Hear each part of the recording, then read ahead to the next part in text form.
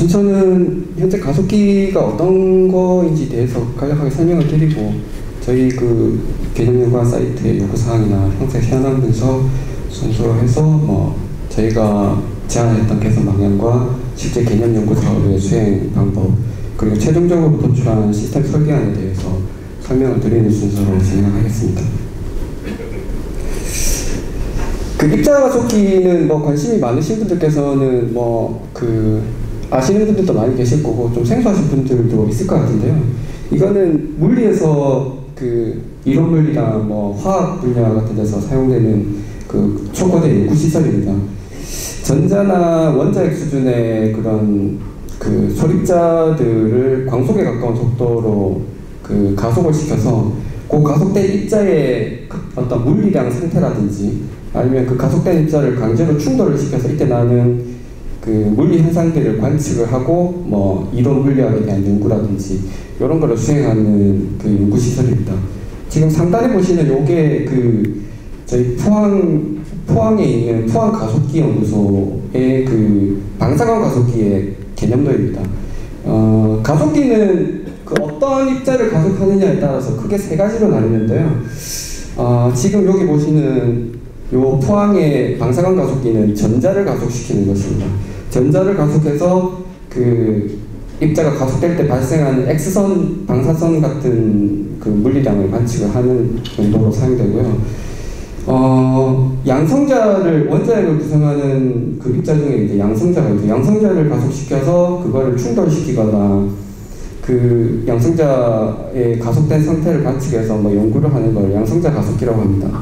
그 다음에 그거보다 조금 더 무거운 입자죠. 그 이온 상태의 그 입자를 가속시켜서 연구를 하는 거 이제 중이온 가속기라고 하고 현재 국내에서는 이게 세 가지가 다 있습니다. 세 가지가 다 있고 그 언론에 이제 최근에 많이 거론됐던 것들이 이제 그 물체의 질량을 부여하는 것으로 알려진 힉스 입자를 발견했던 유럽 입자 물리 연구소에서 나온 그 LHC라고 부르는데요. 예, 거기에 초거대 입자 가속기가 언론에 많이 알려진 바 있습니다. 그래서 이게 지금 그 유럽 물리 입자 가속기에 관련된 빅데이터 사례입니다. 요거를 저희가 개념 연구 사업하기 전에 혹시 외부에서 입자 가속기에 빅데이터 관련된 기술을 적용해서 사업을 한 경험이 있는지 좀 그 분석 사례 조사를 좀 했는데요. 그 LHC에서 아틀라스라고 부르는 이거는 이제 아까 보셨던 그 가속기의 디텍터 모듈 이름입니다. 아틀라스라고 하는 것은.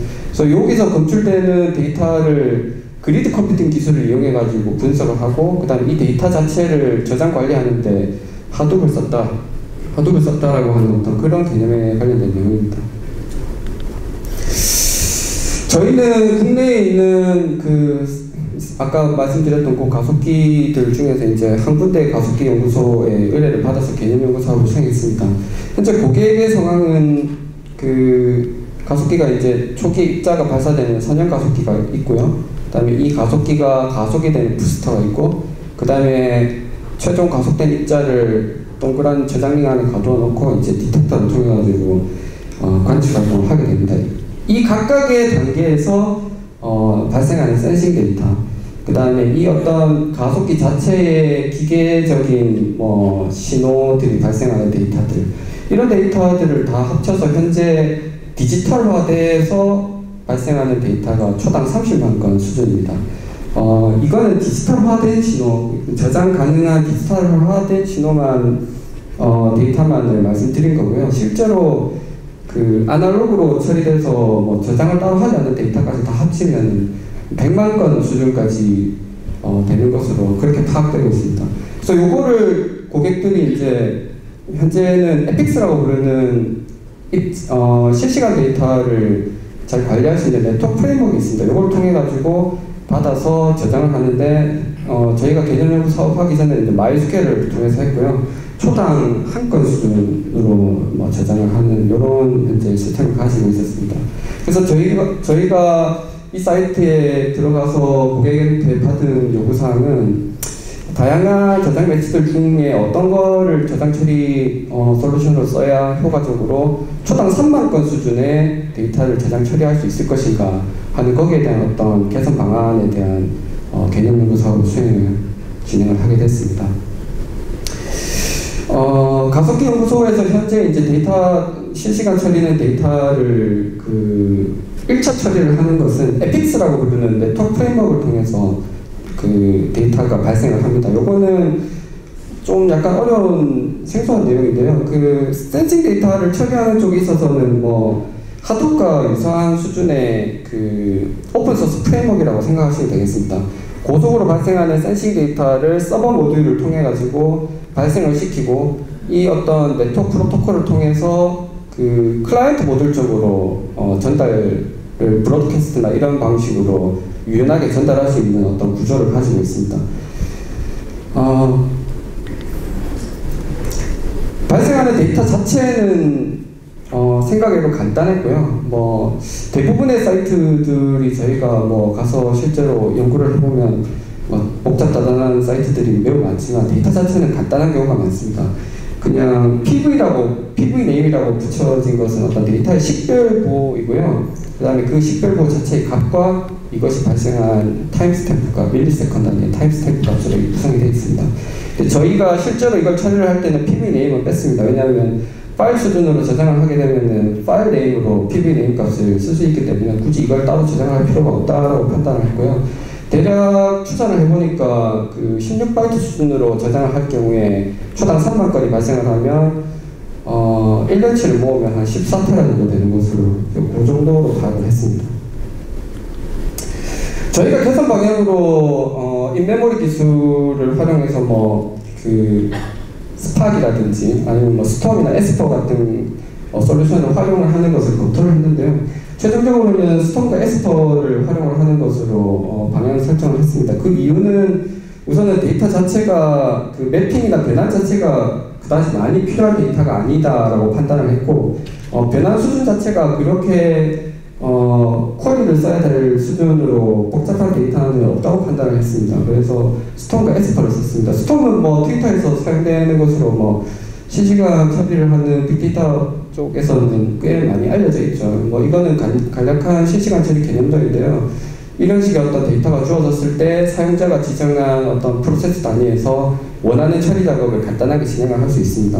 요거는 실시간 ETL 수준이라고 부를 정도의 어떤 그 정도 간단한 대용량 데이터 처리가 가능하다 이렇게 판단을 했고요. 구조 자체는 멜리투스하고 아주 유사합니다. 그래서 사용자는 데이터 처리 로직만 작성을 해주면 프레임워크화된 모듈에서 이것들을 다 처리를 하는 구조죠. 에스퍼는 이것보다 조금 더 복잡다단한 데이터를 처리를 하는 솔루션입니다. 요거는 그래서 그런 의미에서 이제 복합 이벤트 처리라고 이름을 붙이는데요. 어떤 특정한 데이터들을 이렇게 줬을 때 발견하고자 하는 원하는 데이터 이벤트가 발생하는 것을 찾아낼 수가 있습니다. 지금 그래프를 보시면 AB2 데이터가 일정한 수준으로 똑같이 증가를 하다가 한번 이렇게 변화하는 패턴 자체가 확 바뀌는 경우가 있습니다. 이런 경우에 이제 특정한 어떤 시간 스콥 값을 주거나 그걸 이제 윈도우를 준다고 하는데요. 윈도우를 주거나 어떤 특정 정의된 로직을 주면은 이런 걸 검출을 하게끔 작업을 구성을 할 수가 있습니다. 그래서 크게 그림을 그리면 이제 스톰으로 큰 어떤 실시간 데이터를 처리를 하는 토폴로지를 작성을 하고요. 그 스톰에 실제 데이터를 처리하는 작업의 하나로서 그 에스퍼들을 부착을 했습니다. 이런 어떤 데이터 처리, 실시간 데이터 처리가 가능한 구조는 뭐 매핑이라든지 이러한 어떤 복잡다단한 변환이 필요 없는 경우, 그 다음에 레코드 간의 그 상호 연관성이 없는 경우에 이런 게 가능하다고 저희가 판단을 해서 이렇게 구현을 했고요. 아래 보시면 뭐 간단하게 자바로 짠 스톰의 로직, 그 다음에 에스퍼로 된 로직들이 있습니다. 그래서 실제 시스템 구현 자체는 저희가 사내에서 실시간 처리하는 거를 유리 노드 2대로 구성을 해서 하둡 4대 붙여가지고 저장 처리하는 걸 테스트를 했고요. 개념 연구를 했고, 이 시스템에 붙어가지고 이 시스템 자체가 계속해서 운영 연구 중이기 때문에 휴직 기간이 아니면 사용을 할 수가 없었습니다. 2달 동안 POC 기간에. 그래서 뭐 부득이하게 이렇게 사내 테스트를 하고 시스템 연계 테스트를 진행을 했습니다. 그 결과 노드당 한 2만 건 수준의 데이터를 처리를 할 수 있는 걸로 판단 결과가 나왔고요.